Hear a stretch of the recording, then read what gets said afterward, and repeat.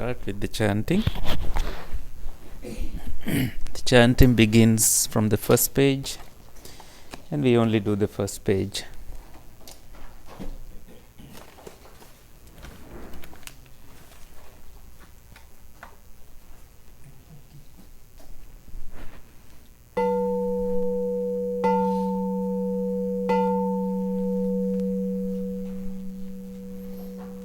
Sadhu, sadhu, sadhu. Namo tassa bhagavato arahato samma sambuddhassa. Namo tassa bhagavato arahato samma sambuddhassa. Namo tassa bhagavato arahato samma sambuddhassa. Buddhaṃ saraṇaṃ gacchāmi. Dhammaṃ saraṇaṃ gacchāmi. Saṅghāṃ saraṇaṃ gacchāmi. Dutiyaṃpi buddhaṃ saraṇaṃ gacchāmi. Dutiyaṃpi dhammaṃ saraṇaṃ gacchāmi. Dutiyaṃpi saṅghāṃ saraṇaṃ gacchāmi. Tatiyampi buddhaṃ saraṇaṃ gacchāmi. Tatiyampi dhammaṃ saraṇaṃ gacchāmi. Tatiyampi saṅghāṃ saraṇaṃ gacchāmi. Pānātipātā vīramani sikkhapadang samadhiyāmi. Adinādāna vīramani sikkhapadang samadhiyāmi. Kāmesu micchācārā vīramani sikkhapadang samadhiyāmi. Musāvādā vīramani sikkhapadang samadhiyāmi. Surāmēraya majjapamādāṭṭhāna vīramani sikkhapadang samadhiyāmi. Sadhu, sadhu, sadhu. So we will begin with meditation today also.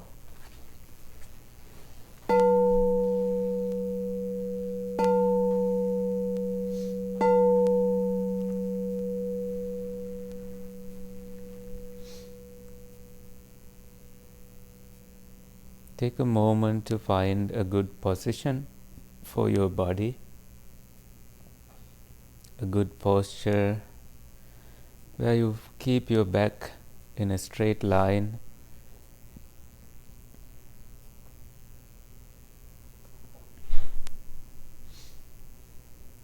And your neck, the back of your head aligned in a straight line.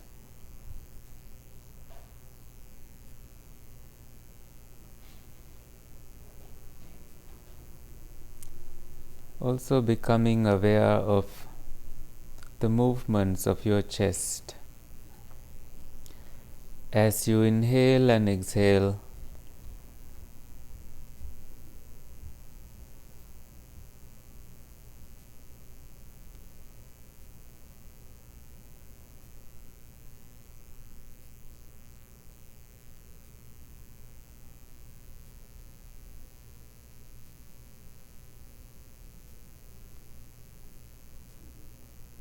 you might notice in some places of your body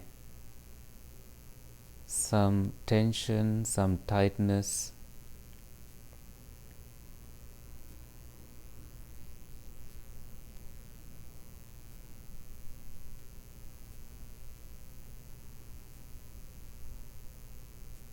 By relaxing the muscles, you can loosen the tension. Sometimes your shoulders have this tension that we carry throughout the day.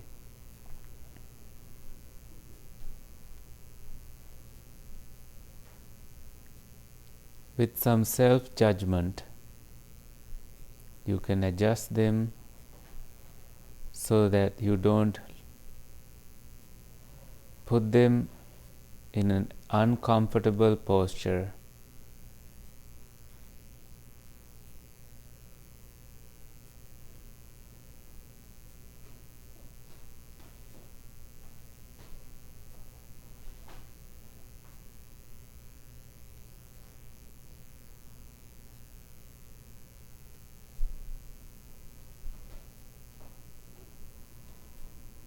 Notice also the good things that are happening, that you may immediately feel disconnected from the rest of the world and the distractions, that you feel them but you don't run after them, not inquire them.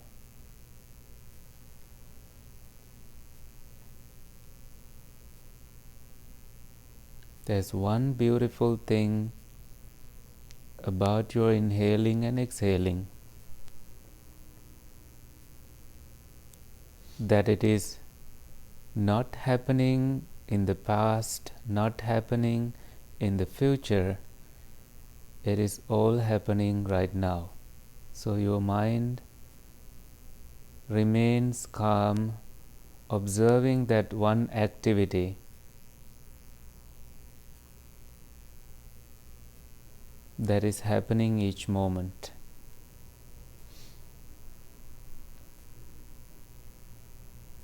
Fresh air going through the nostrils.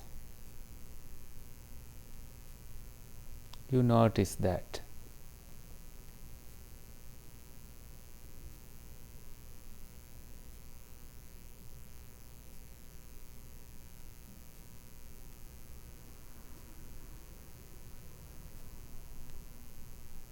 Everything feels quiet. Air goes in, air comes out.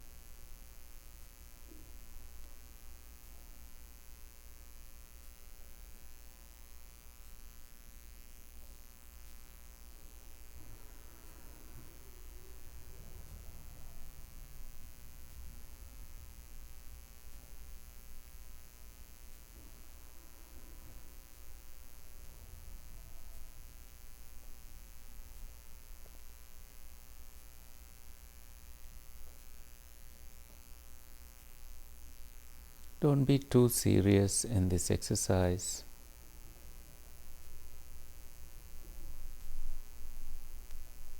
This is just a quiet time, taking a break from the rest of the world.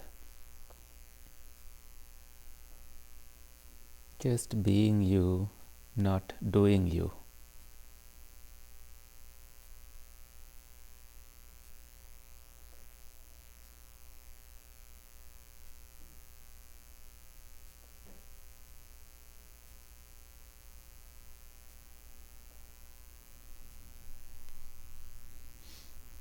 We have different energy levels.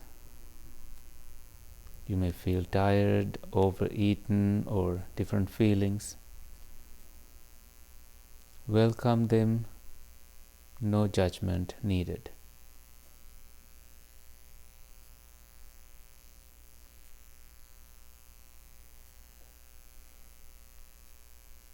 See the beauty of cultivating a non-judgmental awareness, just pure awareness.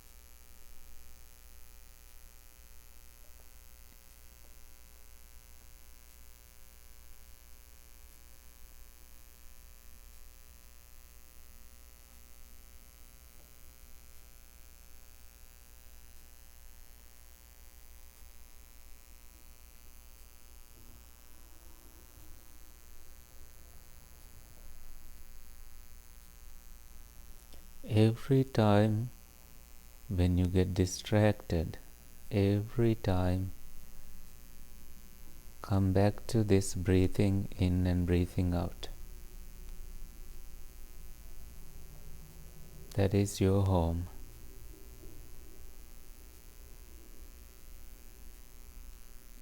Mindfully you breathe in, mindfully you breathe out.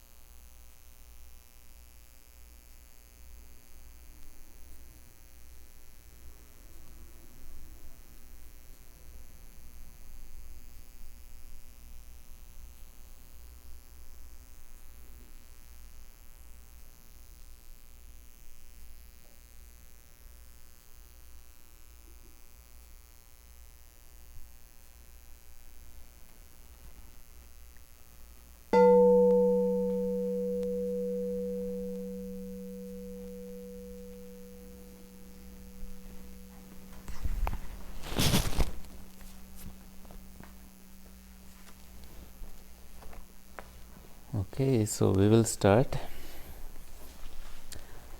For those who are new, we'll give you some heads up. In this document, we started this about months ago, right? And then there were other discussions in between, and we are really trying to finish this. That's our goal for today. This is all about something in Abhidhamma. That's the Pali term for profound teachings in Buddhism. And usually you expect lists from that. And this list has 52 mental factors. In Pali they are called Cetasikas. So you have 4 groups. In the introduction you will see on the first page, you will see universal mental factors, and that is 7, and occasional mental factors, 6 of those. They can be called miscellaneous as well. Unwholesome mental factors, which are akusala, and then beautiful mental factors, sobhana. How many unwholesome? We have 14. 14, yeah.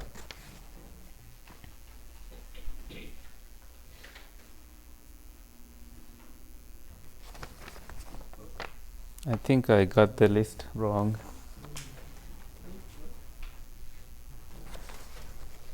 Yeah, so it's just the pages, they need to be rearranged. But we are at the beautiful mental factors, and we have how many of those? 25. So it will be it will be beautiful to go through the beautiful ones. That's the goal. Find where there is a heading called beautiful factors.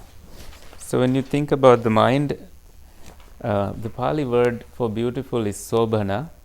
The other word is subha.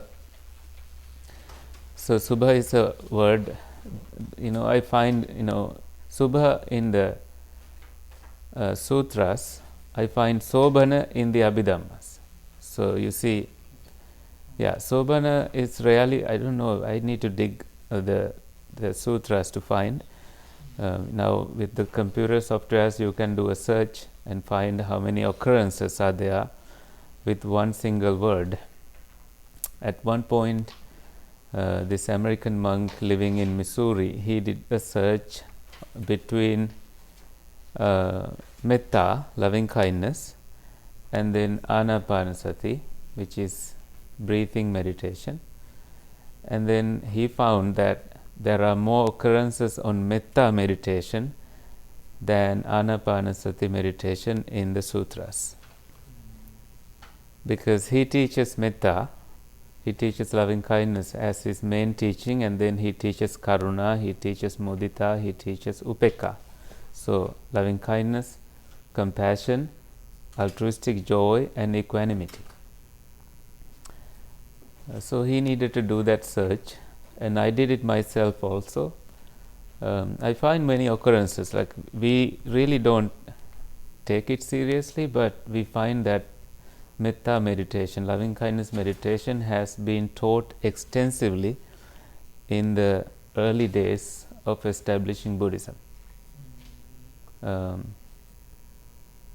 days means during the Buddha's time.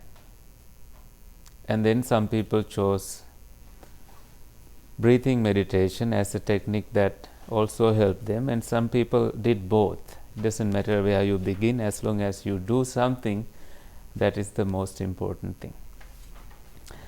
Okay, so the way we do this is by reading all together and then stopping where we feel like we should. I think usually we'll start from number 1 and see, I may help with the Pali here. The first one is, what is it? Very good. Can you give me alternative words for that?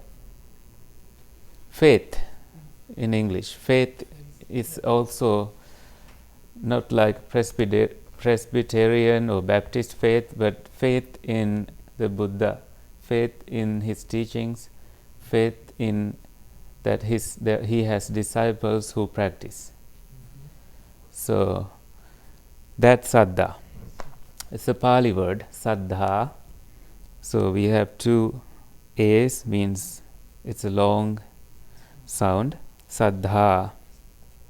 So you don't say Saddha, ha is not separated, one syllable, Saddha, so that dha at the end. Well, that word is here, also called faith, which for a Buddhist means trust in the three jewels, the Buddha, Dhamma and Sangha, and in the principles of the Buddha's teachings. Well, that's, principles here, that they mean the Vinaya, the code of discipline.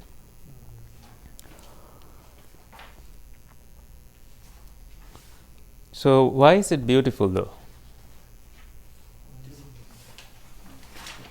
We need to be questioning them. We shouldn't just read and then think, okay, that's a fact, so we agree. Because it's the wholesome mind state. I agree, because it leads to wholesome mind states. So that's a very good response. Wholesome means kusala here. So when you have faith in the Buddha, Dhamma and Sangha, they are always leading you in the right direction of cutting greed, hatred and delusion, and purifying your mind by doing so. It's self-explanatory that way. Number 2. What is number 2? Mindfulness. Thank you. The Pali word is sati. Sati. It's not sati, it is sati. Those who have never read it before will say sati, but it is sati. So what does it say? Let's read. This is alertness which makes us aware of what is happening to us from moment to moment through the 5 physical senses and the mind. Mindfulness is essential to insight meditation. Vipassana is the word in Pali, insight meditation. So the other meditation is tranquility meditation, samatha. So this is vipassana insight. You don't need to separate them. They are like two sides of a coin, both codependent, right? They need to exist for a coin to exist. So the Buddha never separated them. People were encouraged to practice both samatha and vipassana. Well, then you will ask the question, like, why we have vipassana retreats? When they do vipassana retreats, it incorporates samatha as well. It happens on certain days. Like the minimum number of days you can do a vipassana retreat nowadays is 10 days. And when you are unplugged from your cell phone, living with a bunch of people practicing meditation, that you don't even know the next person, the person next to you, you don't stare at them. So definitely your mind is going to tranquilize, at least by the 9th day. I mean, at least by the 3rd day. I was just kidding. It does happen that you feel tranquilized, that you are observing your mind, and that's the only duty you have. And what is to expect? Tranquility, peace, less anxiety. You are just putting up with whatever that comes up, not judging, and then seeing how the changes happen. Let's continue reading. Insight meditation, when it must be conjoined with a clear comprehension of the suitability, purpose, and conformity with reality of any action. Basically, tranquility. That's the one word for all of that. Then it is called right mindfulness, samma sati. There can be wrong ways to practice mindfulness, that you stare at the wrong things, they arouse sensual desire, so that is not the right way of doing it.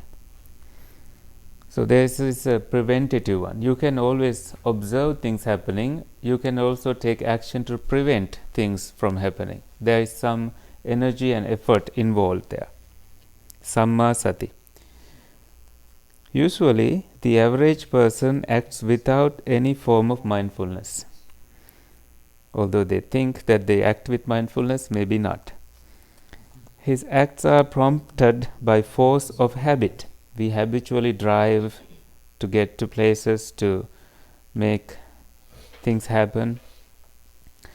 Right mindfulness has two functions.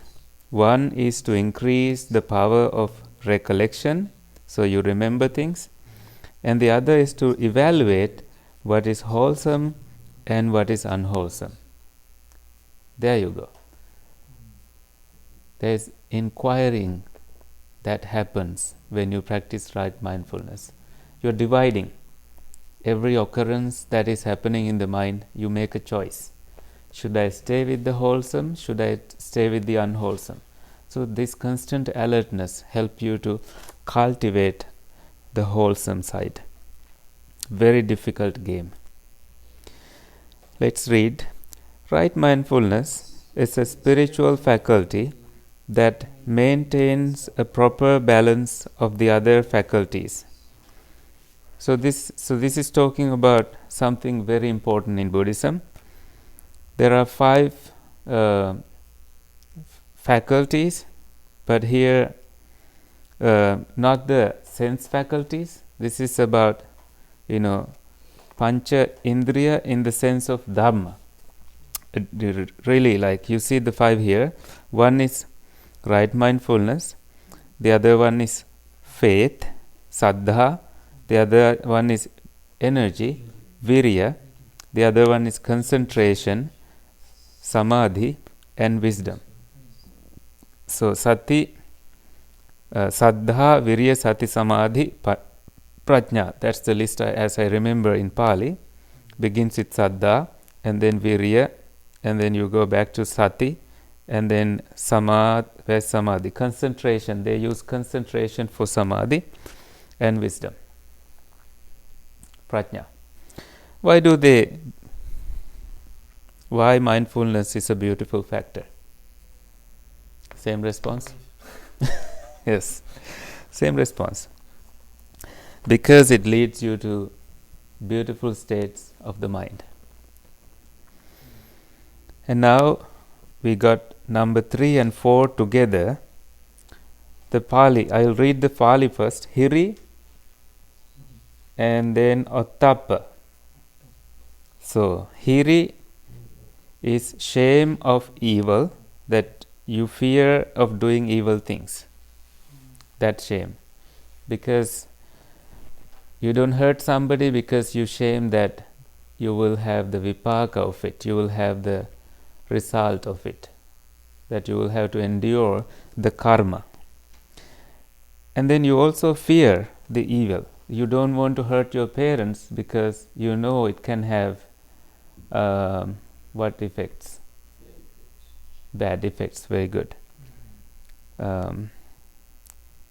Ripple effects or whatever that.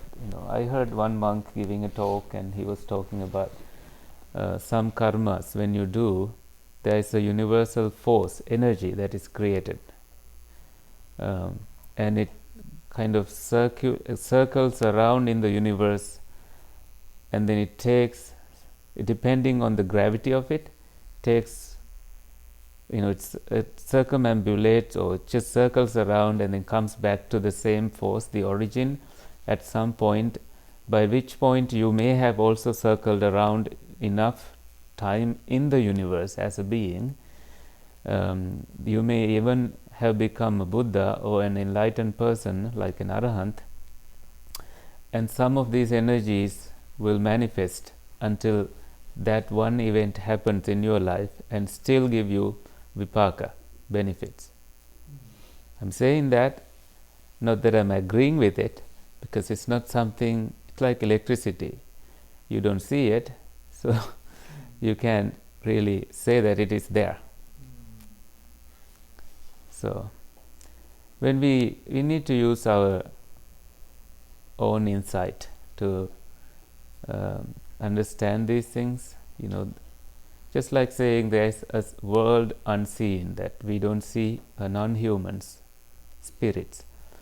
People always talk about them in every religion. Every person has that understanding, but nobody, barely some person will say, I saw one. It's only when, it's just like you are thinking of your mother, and only at that time they exist in your mind. The other times they are at the back. You're thinking of your car only when does it exist? It's when you really think about it. Other times it's just sitting there. No interaction with your existence. Spirits, when they are present, we may feel them, then only we begin processing about it. Other times we may not feel them, or I don't even know whether it's a feeling because I never experienced them in my life, although I want to. It's just like that. There are things that we don't see. Anyway, that's not my point. Sometimes when we have shame of doing wrong stuff, it's good for you. It's because of that. That's why we tell kids, right, don't do it. It's going to ruin your reputation. You are a good kid. Be so in the future also. Anyway, let's go on. Number 5. Non-attachment, alobha. Sometimes I have this experience, like when something breaks, it may be valuable. I get an instant feeling that, oh, I'm free from that now. So it's broken. I no longer have to worry about it. It's not part of my life anymore. Not that I purposely, intentionally break it, but there is that freedom. Now, if you have a sentimental value to something, there you are going to a little bit suffer. Is that a phone ringing? Probably somewhere else. Okay. Attachment is a problem, but non-attachment is a beautiful mental factor. It's alobha. So it restrains attachment and fosters generosity. You become a generous person with non-attachment. That's why sometimes you try to be careful when you praise something good. Coming to somebody's house, you say, "Oh, beautiful clock," and then the owner of the house say, "Okay, take it home." So when that happens, next time you go, you stay quiet. You don't say anything beautiful. You don't want to take stuff home. You feel embarrassed when they offer it to you. Number 6. Adosa. Goodwill means no, it's like you don't have hatredness in you. Yeah. No. Is synonymous with loving kindness, like metta. It keeps a person free from resentment and anger. See, when you have loving kindness and somebody says something about you, you don't see it as your problem.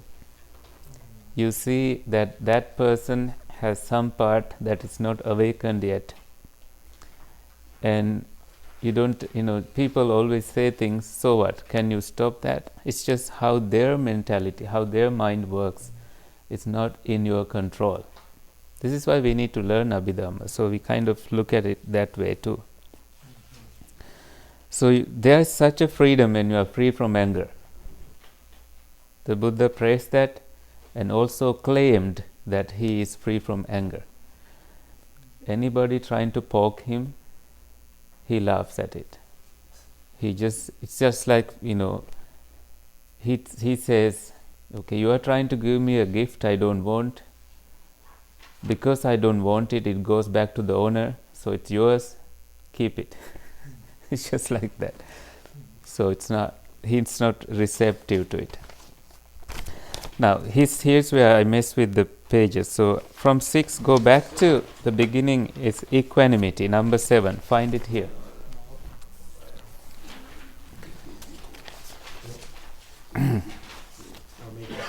Yeah. So there are two Pali words for equanimity. One is the popular word upekha, upeksha. The other one is tatra majjhattata. Tatra majjhattata.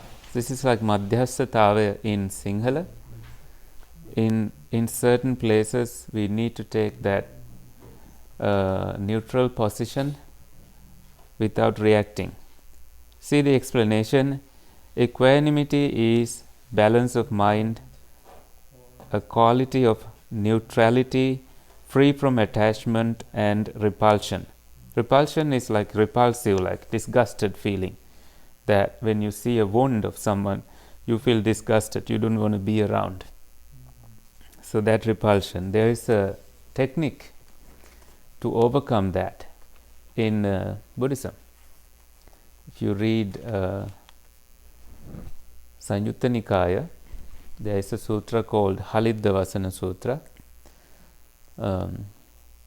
In English, well, there's another word for, another name for it, Metta Sahagata Sutta. So that is translated as accompanied by loving kindness, page 1609 of Sanyutta Nikaya. And the Buddha says, you practice 7 awakening factors,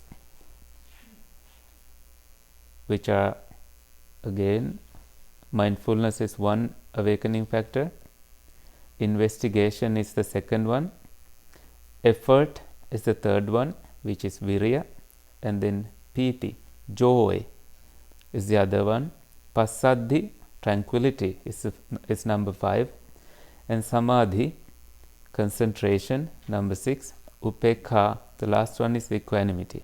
When you practice these to awaken yourself, you can focus on any ugly thing, any disgusting thing, and then you begin to see the beauty of them. So this is why, monks like Ajahn Braham, he says when he goes to toilet, he doesn't want to come back. He sees the beauty of everything. Okay, so why we have 8 to 19 altogether? This is confusing. There's a pairs, right? Are they pairs? Mental and body or something? Let's try. 8 to 19. The other 12, so they add 12 from here. Common beautiful factors fall into 6 pairs. One member affecting the body of mental factors, kaya. Kaya is the body.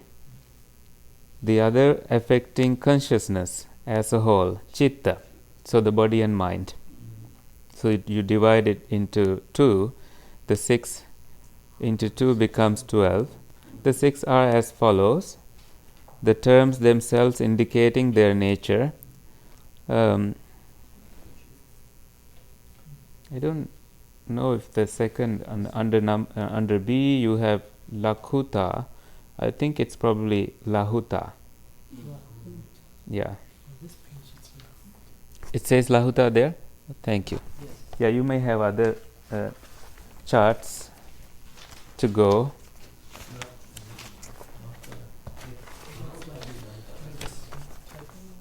This is a better, I don't think I gave this, I have given this earlier. Yes. Is it lahuta? Let me see under beautiful. Yeah, kaya lahuta, that's correct. Yeah, bodily tranquility. Okay, I'm going to compare all these with the new list. Okay, A is composure. So this translator translates it as tranquility. So of the mental factors and consciousness. So tranquility leads to more tranquility, therefore it is beautiful. How do we say the next word? Buoyancy? Buoyancy. Okay, thank you. buoyancy. Thank you. And so it's kaya lahuta, lightness. So lahuta means is like lahuka buddhi in Karaniya Metta Sutta, in Metta Sutta. So lahuka means light. Yeah, very light. So lightness of mental factors, not the seriousness, not the heaviness. The other one is C, pliancy, muduta. So that is also, that is lightness of the mental factors and consciousness. Where's the body involved here? Probably when you have that,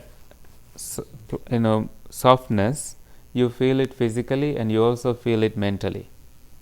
It's just your mind dividing it into two according to how you feel it. Efficiency, kammanyuta. Yeah, kammanyuta. Where is the? Yeah, it's kaya kamma. Adaptability of mental factors. So efficiency. Did you say you don't understand it? A little bit confusing. It is confusing because none of us really have that profound, in-depth understanding of each term. So we may have to not take anything too seriously. I think when I look at the Pali word, so the mind also has activities, not that you do it physically. So you are quickly making transitions so that you prevent the ugly stuff from arising. There is an activity. So it's like you are punctual, very efficient there, making the right choices so that you remain, directed, stay directed towards tranquility. This is adaptability. Yeah, adaptability. I think that says a lot. Yeah. And then, and it can also be physical and mental. So the next one is pagunyata, and I'm going to tell you the meaning, like that you have experience in something. In Sinhala it's pragunatave. It's not just you are doing it for the first time. It has been done over and over again, so that you are very skilled. This is in terms of mental practice and physical practice of meditation. Next one is ujukata, rectitude. Where is the Pali for that? Or the same word, rectitude. So it can be physical and mental, which is actually straightforwardness. Yeah, uju always is like honesty. It is, what's rectitude means? It's not unfamiliar. Keeping upright, exactly. So uprightness. Yeah. He knows it. He tells people to stay upright in his practice as a doctor. The abstinence factors, virati. Virati is abstinence, means you abstain from doing something. Restrain a person from committing evil acts. Just like when we do 5 precepts, we say, I abstain from killing, I abstain from harming living beings, and so and so. So it's virati. But I'm wondering, why is it there as a sentence? Absence of virati. Virati is a good thing. You don't want it to be absent. Rati is the bad thing, that you are attached to killing, stealing, sexual misconduct, lying, telling lies, and liquor and stuff. So, arati or virati.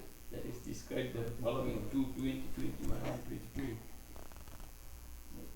Heads up for the last That's probably it. Yes, very good. It's a good observation. You know, in one sutra it says arati virati papa. Yeah. Why do they say that? So papa is evil. Arati and virati. You are not desiring evil, and virati. So arati, virati are kind of similar, like emphasizing the same thing. Stay away from evil. It's a stock phrase where you can translate it as like don't do evil in simple terms. Therefore, it leads you. So I think that's connected to number 20 and 21, or maybe further down to 22. So those are the abstinent practice. Right speech, samma vacha, is abstinence from lying, slandering, abusive language, and idle talk. Right action, samma kammanta, you can say kammanta as well, is abstinence from killing, taking what is not given, and wrong conduct with regard to sense pleasures. Number 22, right livelihood, is samma ajiva, is abstinence from any livelihood that brings harm to other living beings. Basically, Buddha discouraged people from selling 5 kind of things: selling animals, selling weapons, selling poisons, selling intoxications, selling meat, like slavery. Yeah. Satta vanijja, mansa vanijja, visa vanijja, majja vanijja. So it's majja is madhya pana. Samma vayama not included there. I normally when we learn we say samma vacha, samma kammanta, samma ajiva, samma vayama. That's a good question. What I see, the first one there? No, samma vayama. So samma vayama might come in there. What's the question, sorry? Oh, why? So he's asking. He's looking at the 8-fold factors. Okay. Usually, when they remember the whole list in Pali. Yeah. So right after samma ajiva comes samma vayama. But samma vayama, the meaning of that is right effort. We had it before. Did we didn't did we not have effort?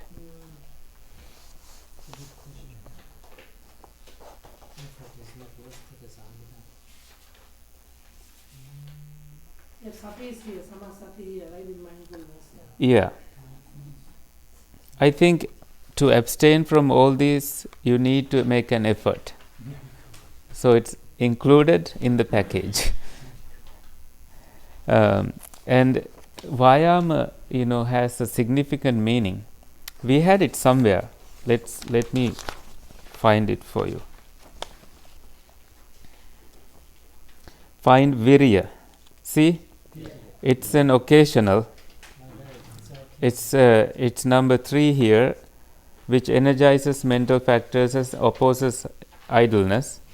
So virya is making an effort. Vayama is another word for that. So it's there as an occasional. But I wonder why. Occasionals are also wholesome practice? That's a good question. No, But it's samma vayama is a beautiful one. Yeah, beautiful. Let's look at occasionals one more time. Are there beautiful ones in there? There are. Like miscellaneous ones. But by nature, they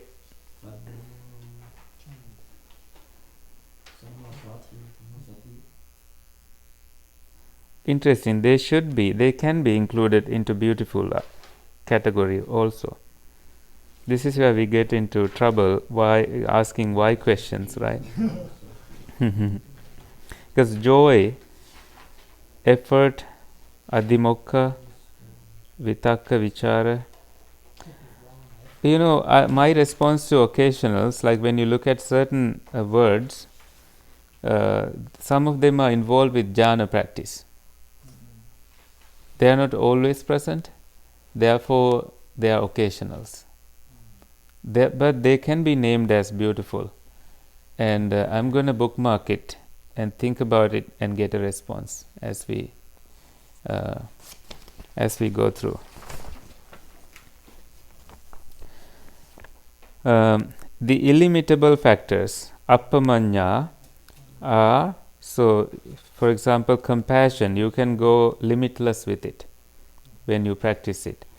And sympathetic joy, which is mudita, they are called illimitable because they are boundless and extend to all living beings.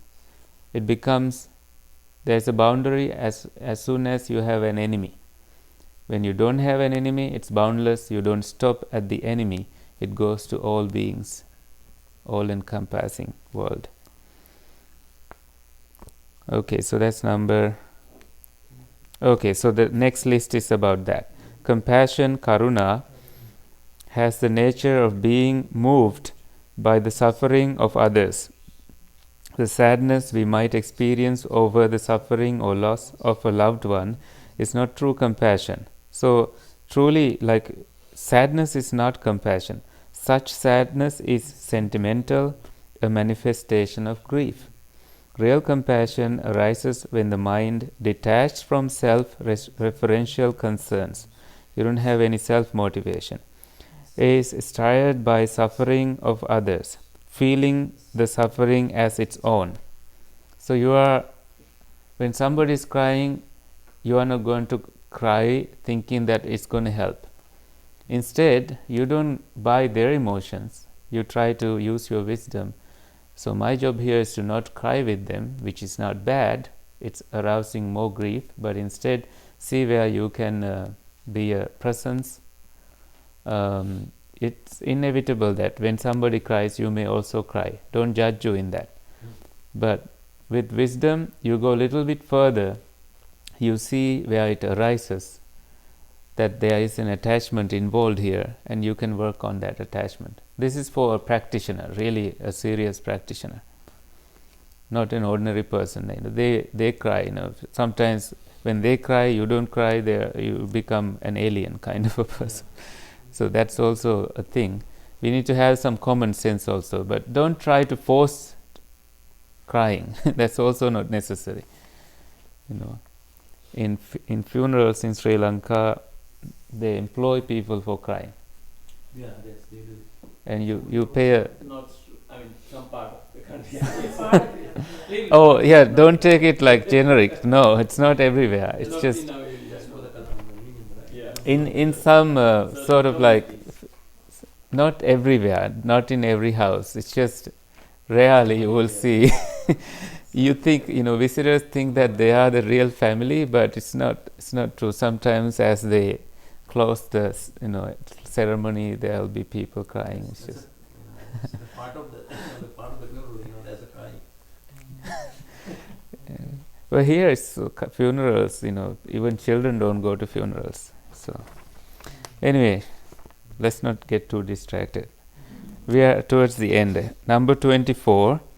Sympathetic joy, mudita, has the nature of rejoicing in others' happiness. Usually, people rejoice at the success of someone who is near and dear to them, but it is rare for them to rejoice when success and prosperity are enjoyed by someone unknown. Not to speak of an adversary, mudita embraces all beings and cannot coexist with the unwholesome mental factor of jealousy. You are not saying, "Oh, I'm so happy for you," with jealousy. Yeah. You are saying it, "I'm so happy for you," it's because you really feel happy. Sometimes you don't achieve that goal and you try to say it, but it's hard to bring that up. There is some practice needed for you in mudita. So sometimes, monks have these names. Our founder, Bhante Mudita, his name is Mudita. He does have those qualities. So, lives up to his name. So compassion and sympathetic joy, together with goodwill and equanimity, form the four sublime abodes, Brahma Vihara. Goodwill and equanimity were mentioned under the common beautiful factors. So these are common beautiful factors. Maybe that answers your question. Others may not be. I don't know. I don't want to discriminate them.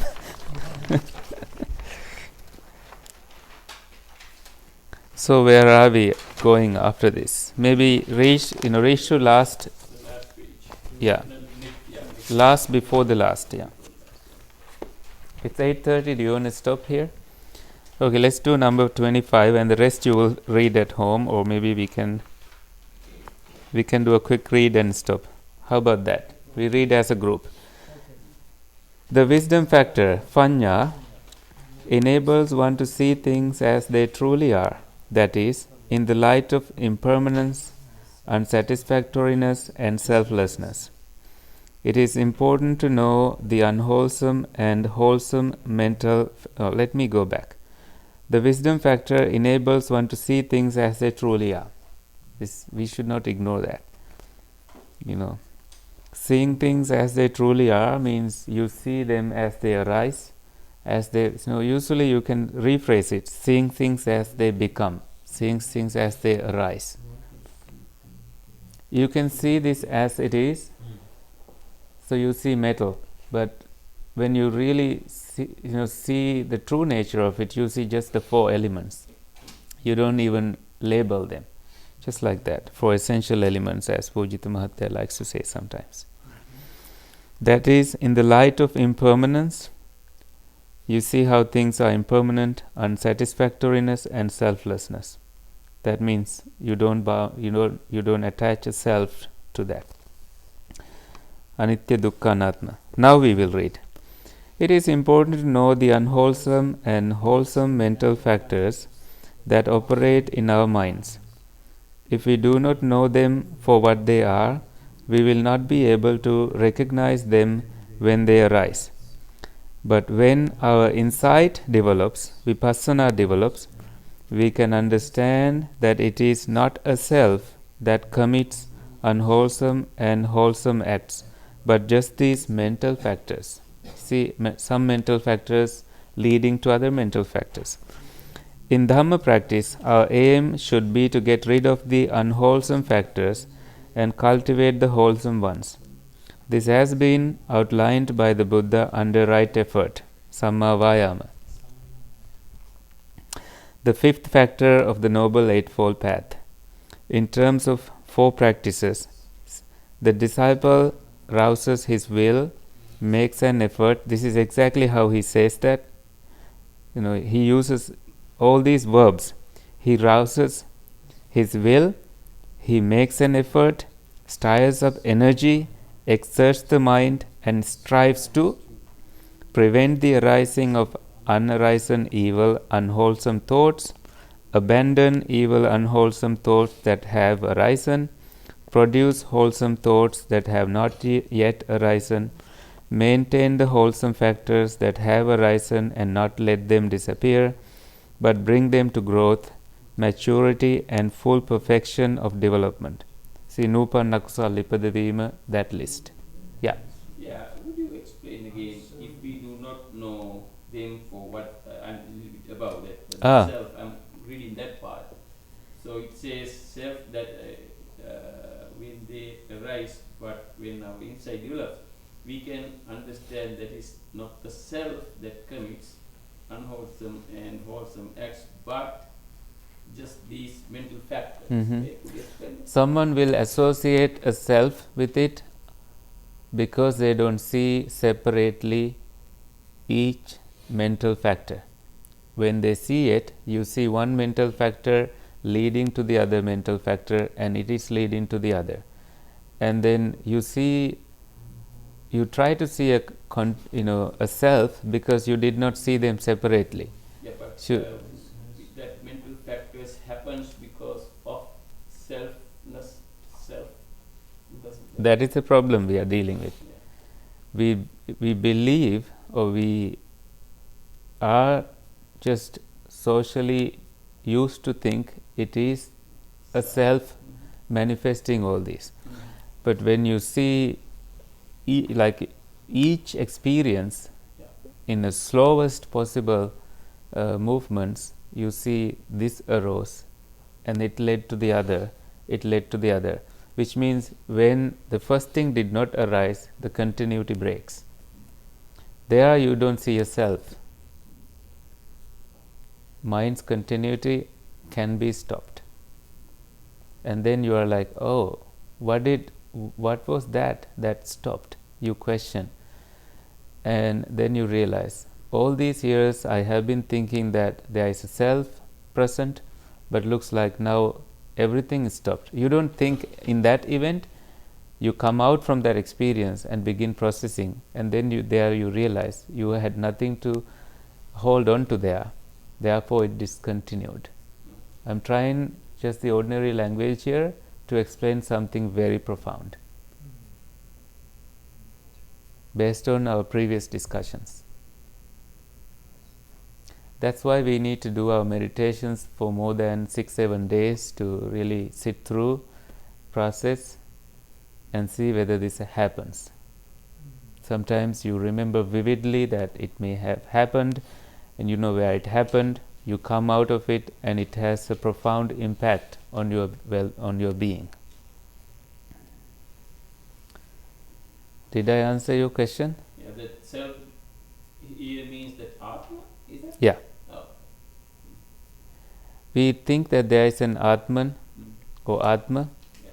That's because socially we are used to thinking that way. Conventionally we are used to thinking that way.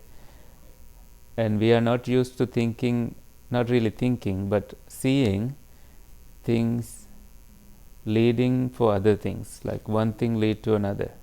Sequences in terms of our life's formation, I would say. But yeah, and for that we need to do a whole series of things to understand. I also find it like sometimes when you try to teach non-self, people say it's easier to understand that there is a self than trying to understand that there is no self. So they give that response. So where are we? Last two passages. Regarding the unwholesome thoughts, to prevent them from arising. So when there are unwholesome thoughts, your job is to prevent them from arising or to abandon them as soon as they have arisen.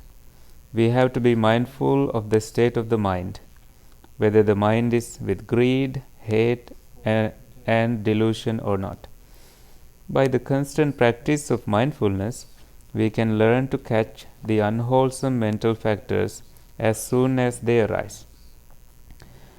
So that means you need mindfulness. This mere recognition is often enough to prevent them from gaining ground, so they don't take space in your mind, from leading to action by deed, word or thought.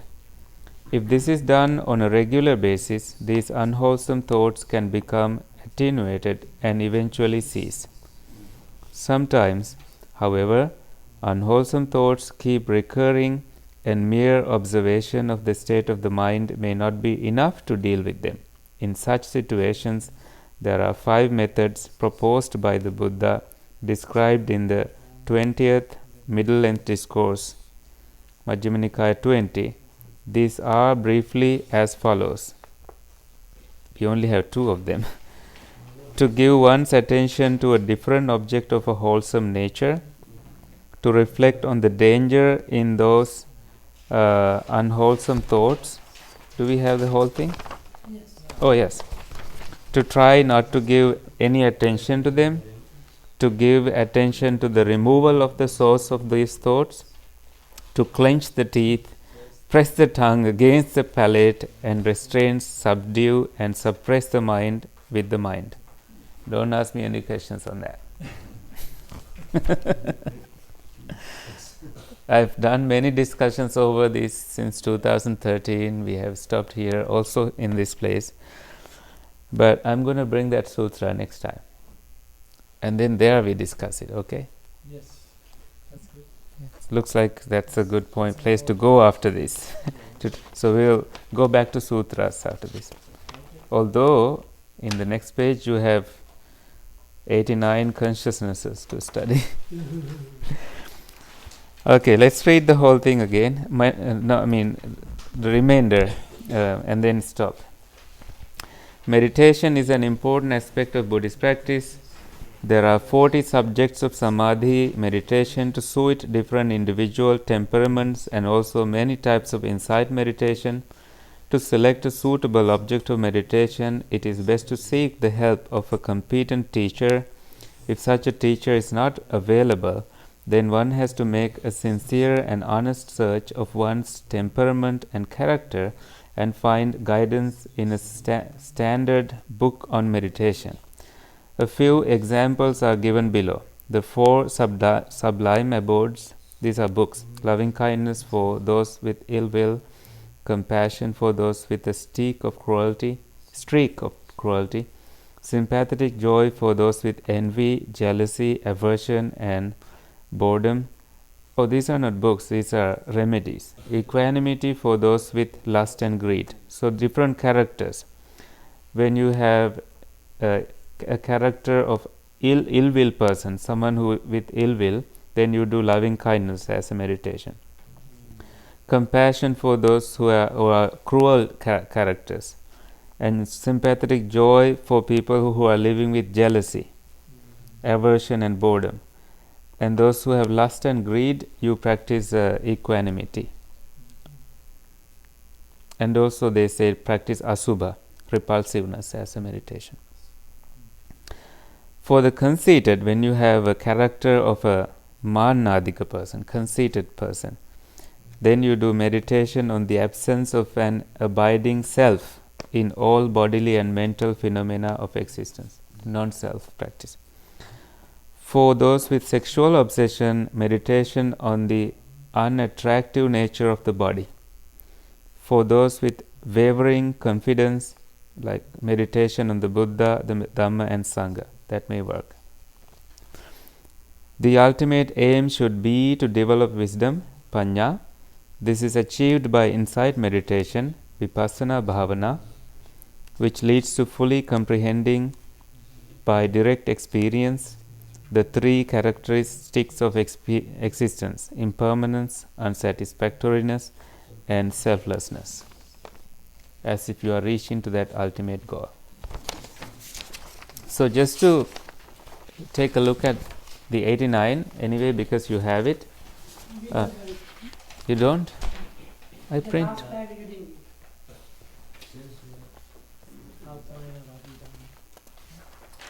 You don't have this list? No. Yeah, I got it. Last one.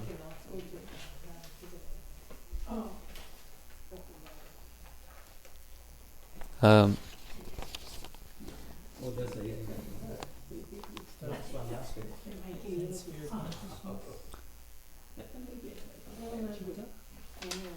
You see the last set here, if you have the list.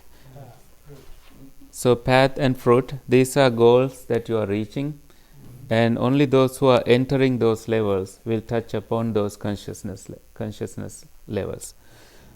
Like stream entry, you enter the path of it, and then fruition is stream entry fruition, and then once returning path and fruition. So Sovan, Sakadagami, Anagami is non-returning, and then the path and fruition, and arahantship. So you can be on the path and you reach to the fruition. So you can now think this is ultimately leading you to those goals. And right before that, what you are touching is, akasa nanchayatane, vijnananchayatane, those levels of an arahant. So it's just so profound, so that can be producers of we need to spend a day on this. And so see, number 55 is first jhana, and then 56 second jhana, 57 third jhana, 58 fourth, fifth, because this is abhidhammic. In sutras you have 4 jhanas, in abhidhamma you have 5. Basically, so the 4th jhana is about happiness, one-pointedness, and then fifth jhana is one-pointed and then equanimity. And even before that, you have some for arahants only. It says functional, which means kriya. Arahants have a mental activity, but they don't bring it towards a physical karma. Mentally, an activity happens, but they don't perform on it, act upon it. This is not about unwholesome stuff. This is wholesome, always. And then it begins with greed-rooted list, and then hatred-rooted list, and then number 13 onwards you have unwholesome list, and then wholesome list starting from 31, and then starting from 31 you have the beautiful rooted, and then you have 20 to 27 again wholesome, and then you'll need to stop in each of these places and read carefully to see. In Sri Lanka they have a huge chart printed, and it's available for sale also in Buddhist Cultural Center. If you go in Sinhala, I don't know if they have it in English, but you can find this online. It's also printed online. So that's for your personal reference, and maybe when we are done with, when we want to switch back to Abhidhamma from sutras, we'll come back to this. Okay? So thank you for listening. Let's transfer merits and conclude today's discussion. You may go to the last page here.